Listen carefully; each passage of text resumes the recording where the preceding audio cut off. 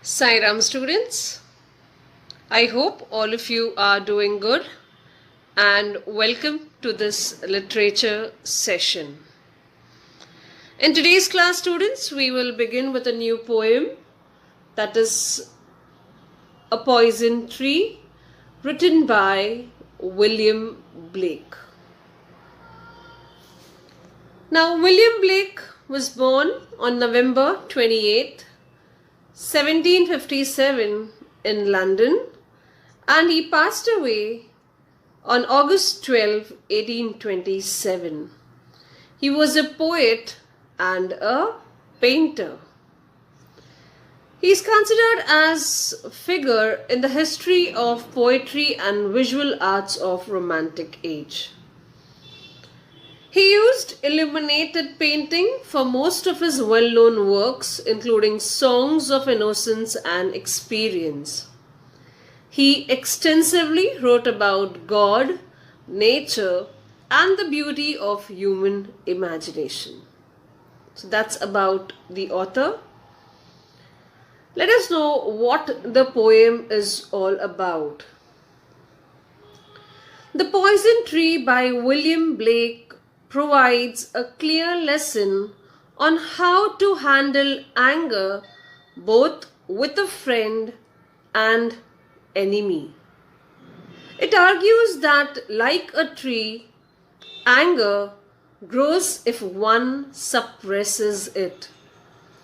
The allegory within the poem, the story within the poem emphasizes that when a person hides or denies their emotions, they will become poisoned with bitterness and more vengefulness. So this poem basically revolves around a good lesson. And what is that lesson? How to handle your anger. Okay, so let's get started with the poem. Just keep a book and a pen handy so that you can jot down the important points. You can jot down the meaning of the hard words. Okay, so let's begin with our poem. I was angry with my friend. I told my wrath did end. I was angry with my foe. I told it not, my wrath did grow. So here, what does the poet say? I was angry with my friend. He says that he was very angry with his friend. I told my wrath. Wrath is I expressed my anger. My wrath did end. So when he was angry with his friend, he told his friend that he didn't feel good about what his friend did with him.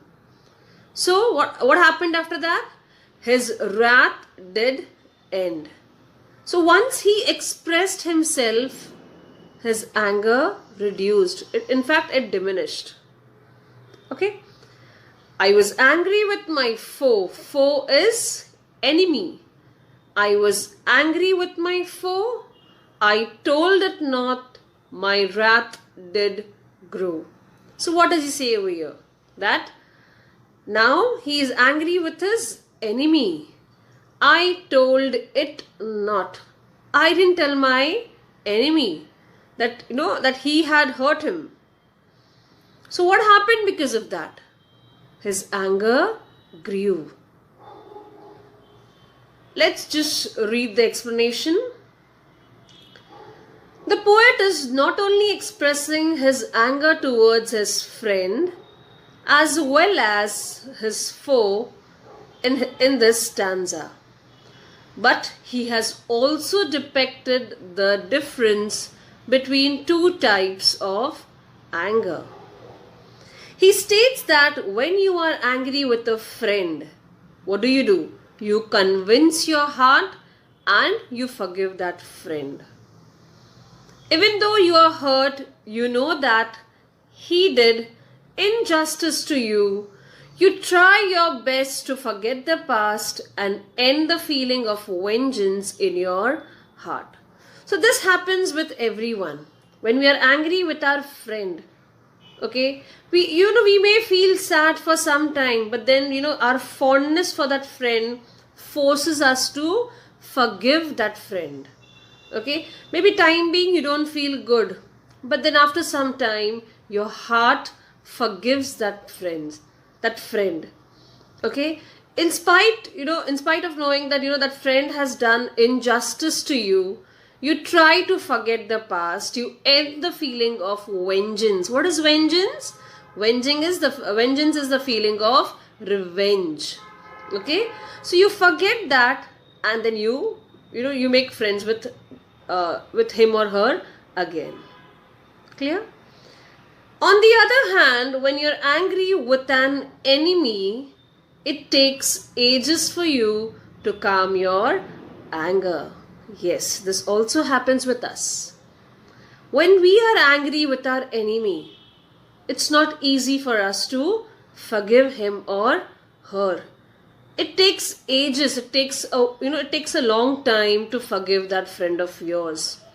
Yet, the anger and the feeling of vengeance does not diminish even with time. Very true. Okay, that anger that you have for your friend, that does not diminish. It continues to be there, or maybe it increases with time. In fact, the vengeance simply grows. That feeling of revenge, it just keeps on growing when it comes to your enemy. But when we talk about your friend, you forgive your friend very easily. Clear? Moving on. And I watered it in fears, night and morning with my tears. And I sunned it with smiles, with soft, deceitful wiles. Now students, you'll write down the meaning of the hard words. Sunned. Sunned means exposed to the sun.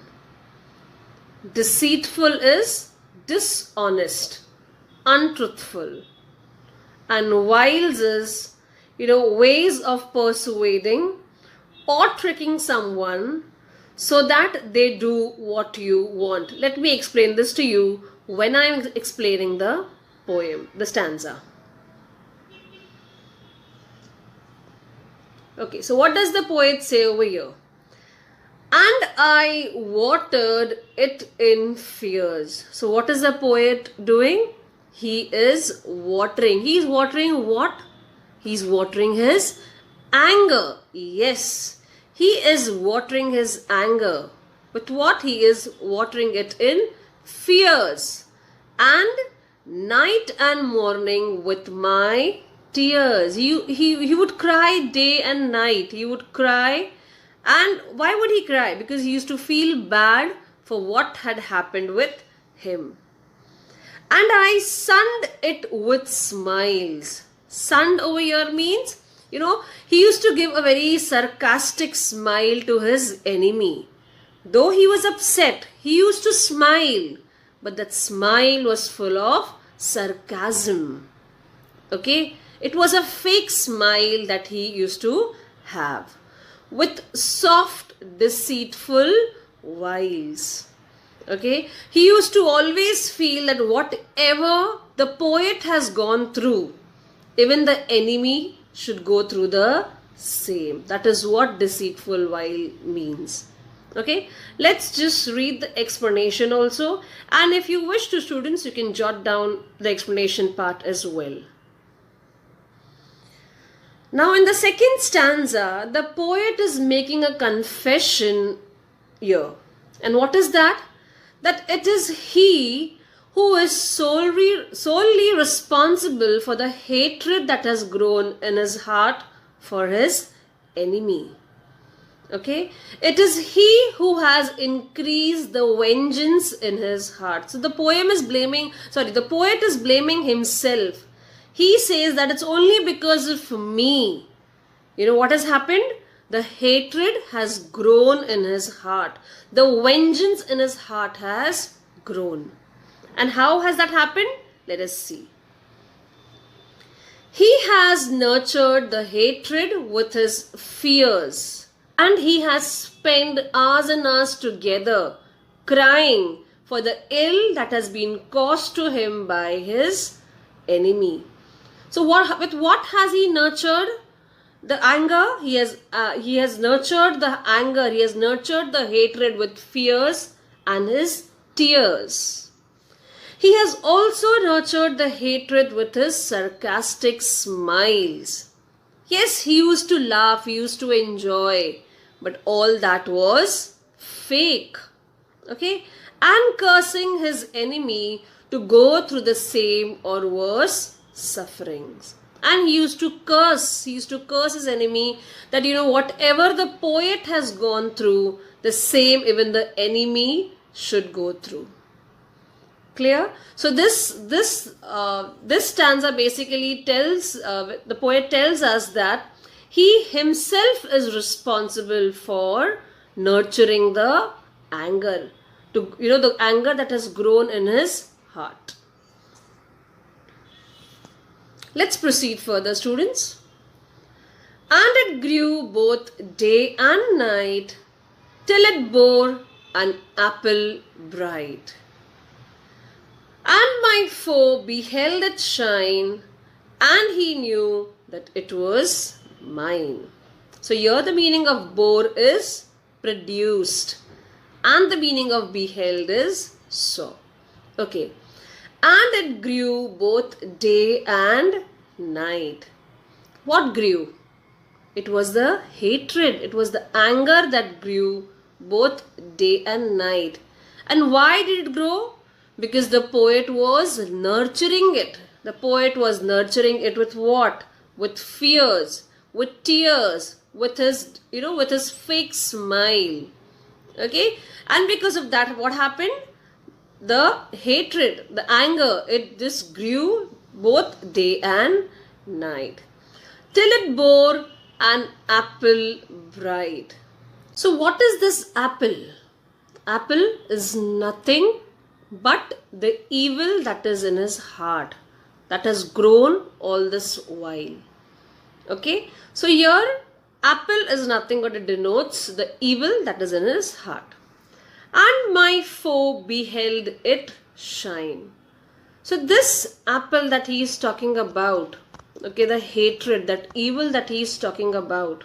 Okay, now the poet also, here I would like to say that, the poet has reached to a situation, to a point wherein he is not going to forgive his enemy.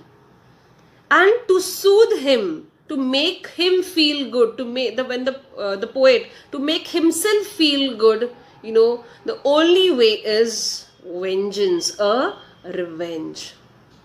Okay, so he has come to a point where forgiving his enemy is not possible. And my foe beheld it shine. So, now the time is wherein, the friend has seen the fruit, that hatred. Okay, and this hatred has turned this apple into a weapon. Okay, and because of that, what is going to happen? The time has come where the weapon has to serve its purpose, the hatred. Okay, whatever the poet was thinking all this while for his enemy, the point has come that, it's going to happen with the enemy. So let's just read the explanation part. Here the poet says that because of his dwelling in the same hatred, that it has grown every day, the hatred has given birth to an apple. The apple here it's not the actual apple that has grown in the heart.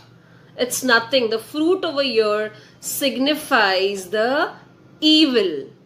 Okay, the evil that has taken birth in his heart. And he states that now he has come to a point where he can't turn back and forgive his enemy until he does something to soothe his vengeance. So only after that he will feel good. Finally, the day has come when the poet's enemy has met the evil fruit of vengeance, that he has grown with fears, tears, and sarcasm. The fruit has now turned into a weapon. Like I told you before also, the hatred that is, that has grown in his heart is so much that, the time has come, all this while what he was thinking, what, bad things should happen with his enemy as well. Now the time has come when everything is going to come true. When the enemy confronts with this anger, it's time for the weapon. Weapon over here is nothing but the fruit that he is talking about. Okay? Weapon to serve the purpose that it has been made for. Clear? Let's proceed further. And into my garden stole, when the night had wheeled the pole, in the morning glad I see my foe outstretched beneath the tree. So the meaning of stole is sneak into. When very secretly when you enter into someone's property. So stole is sneaked into. Wheeled is cover up. Pole is a reference to the pole star. Outstretch is, when your hands are stretched out and you're lying on the floor. So that is what is outstretched. So what does the poet say over here? The poet states that the very next morning the purpose is served. And what was the purpose? Something wrong should happen with the enemy as well. And that has served the next morning. When the poet wakes up and glimpses in the garden, and when he looks into the garden, he sees that something relaxes his mind and calms his vengeance forever. You remember in the last stanza I told you that he has come to a point wherein nothing can soothe him except the vengeance. And that has happened. So when he looks into the garden, he sees something which is, which has relaxed his mind and also his vengeance. Okay? The darkness of night acts like an invisible cloak for the poet. Now it is a beautiful morning. What did he see? Now it is beautiful morning. There he is. The enemy is dead under the tree of his hatred. Whatever he was wanting for his enemy, that has come true. After the enemy has eaten the apple, what has happened? He is dead. That hatred, whatever was grown all this while, whatever, in the poet's heart, that is experienced by the enemy. So, because of that, what has happened? He is now dead under the tree of his hatred. He bit the poisoned apple of his vengeance. He has eaten that apple. And because of that, what has happened? He is murdered. Clear, students? I hope the poem is clear to all of you. So, what have we seen in this poem, students, is basically about anger. And anger is one of the most aggressive emotion that we all humans possess. And why only humans? Even animals have. We can see them, fighting in rage on the streets or in the woods as well. So whenever you feel sad, whenever somebody hurts you, walk up to the person and sort it out. And if you don't do that, what will happen? What will happen is, it will just keep on mounting in your heart, which will, finally lead to hatred towards that particular person. Clear? So students, I'll stop here for the day and we'll continue in the next class. We will see the literary devices that the poet has used in the poem. Also, we'll go through the value points used of this lesson. So until we meet next, you will take care of yourself. Also students, there's a link with this particular video link which you will click on and answer the set of questions. Take care of yourself. Sai Ram and bye-bye.